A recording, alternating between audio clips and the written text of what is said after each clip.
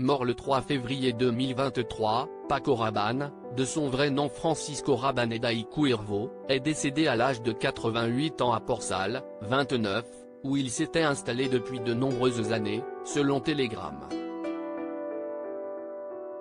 Né en 1934 à Pasaia, le jeune homme avait fui la guerre civile espagnole avec sa mère, qui a travaillé à Saint-Sébastien comme première main chez Balenciaga.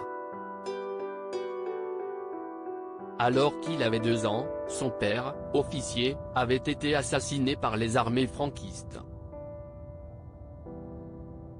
Reconnu pour son amour de la spiritualité, il a affirmé avoir vu Dieu 3 fois, de la mode et du parfum. Il a révolutionné la haute couture en présentant à 32 ans sa première collection de mode composée de matériaux industriels baptisée Manifeste dans les salons de l'hôtel Georges V.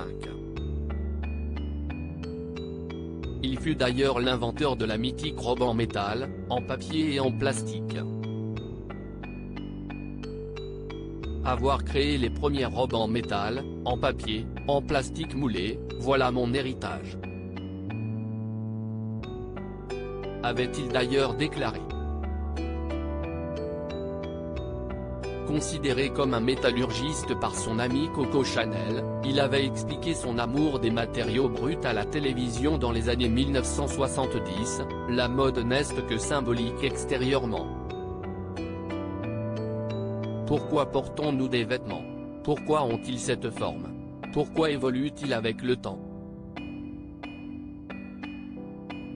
Il m'est arrivé de faire des vêtements anti-mode, avec des couleurs, des matières particulières pour voir la réaction sur les femmes, pour l'éprouver sur les femmes, et ça a marché. Vous ne pouvez pas savoir comme certaines formes et couleurs déclenchent des phénomènes de refuge chez un être.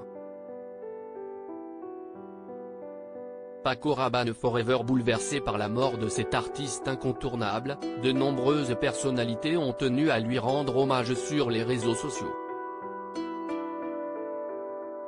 Amis du couturier, Amanda Lear et Carla Bruni ont fait part de leur immense tristesse suite à son décès.